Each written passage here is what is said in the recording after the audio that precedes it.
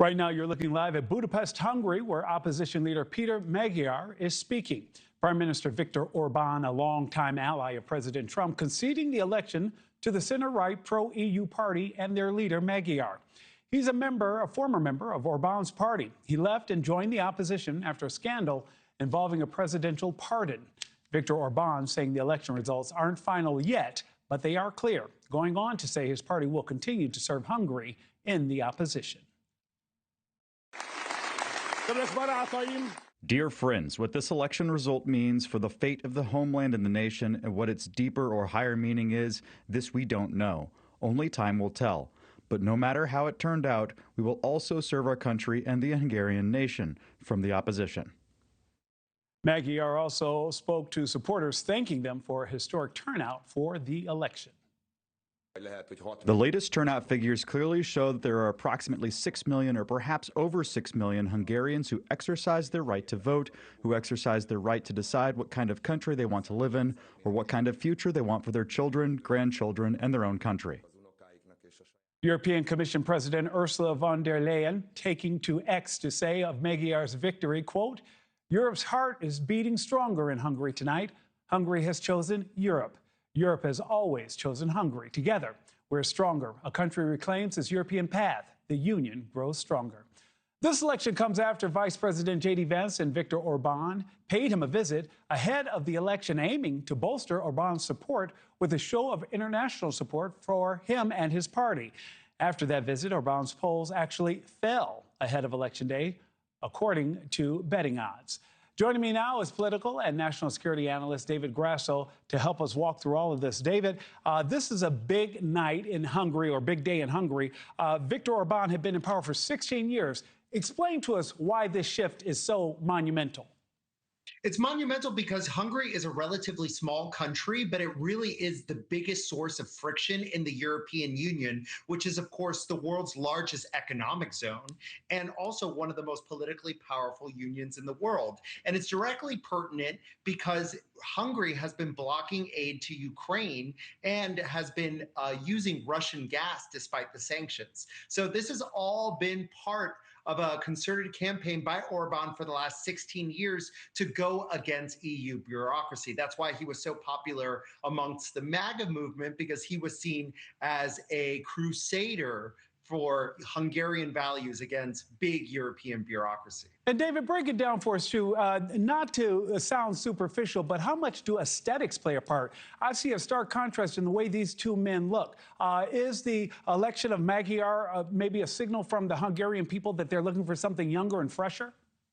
Yeah, a lot of the interviews have really pointed out that people who are 30, this has been 16 years. They're looking for something fresh. And remember, Magyar, who, by the way, his last name means Hungarian, so good name for running, right? People are looking for an alternative, for less corruption, for less headlines that Hungary is blocking some sort of aid deal or aiding Russia's bidding in the European Union. And they're also just looking for a change, right? 16 years in politics is an enormous amount of time.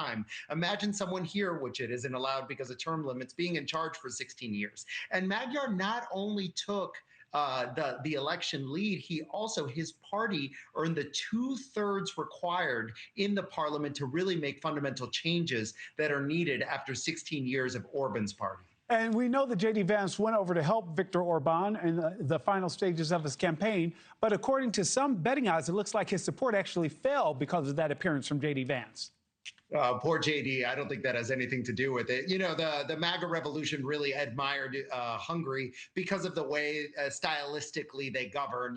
Hungary first really resonates with America first. That's why they wanted to see, Orbán get reelected. But fundamentally, I don't think Vance is the reason why Orbán didn't get reelected. I think getting reelected after 16 years is a huge feat for anyone. Leaders rarely last that long. And of course, this new guy, Magyar, isn't all that liberal. This is someone from inside of Orbán's party who left, who is still center-right and will likely have great relations with the Trump administration. David, I want to read to you what House Minority Leader Hakeem Jeffries just said about the election results. And I'm quoting him here. Far-right authoritarian Viktor Orbán has lost the election. Trump sycophants and MAGA extremists in Congress are up next in November. Winter is coming. He thinks this spells doom for Republicans in November. Do you think he's on to something? I mean, possibly. I think that will have more to do with our last story with, gas crisis because of the closing of Strait of Hormuz than it would do with an election like this over in Eastern Europe. I think, Magyar is someone like Marco Rubio, who's more of a center-right person, and Orbán is more of a far-right person. That doesn't necessarily mean that this is somehow a liberal revolution. This is just the Hungarian voter saying, hey, I'm tired of seeing the headlines about my country being the main source of friction for the EU, being a source of friction for Ukraine, etc. That's all it's saying. And for some change, to clean up corruption, to maybe stimulate the economy a little bit, bring down gas prices and up employment. Really, it's fundamentally just the exhaustion of the voter with the same party being in charge so long. David, I'd asked you about J.D. Vance's travel to Hungary. Newsweek reported that Orbán's numbers actually dipped after Vance rallied for him. And I wanted to just push that a little bit harder. Do you think that Vance and the U.S.'s show of support might have hurt his chances with the people there who resent what's happening here in the United States? I really don't think so. If you really look at the Hungarian electorate, they are really right-wing. I don't think it necessarily hurt nor helped Viktor Orbán. As I said before, this has a lot to do with exhaustion with the status quo. People in Hungary tend to be leery of helping Ukraine too much because they don't want to be in the war, but they also don't want to cozy up to Russia too much, but they also don't want to be seen as super anti-Russian. Again, this isn't a monumental change for Hungary. What it is just saying, hey, can we be a little bit more normal, clean up that corruption and get the economy going again? That's all Hungarian voters are saying. Right. So, David, to make sure I'm clear here, you're like, Nick, this is not right versus left. They're both center-right candidates here. They just wanted something younger and fresher.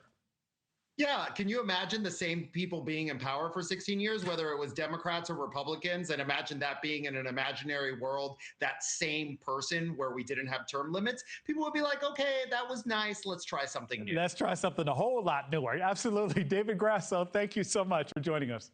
Of course. Thank you for watching. Subscribe below and download our NewsNation app right now on your phone, and you will get fact-based, unbiased news for all Americans.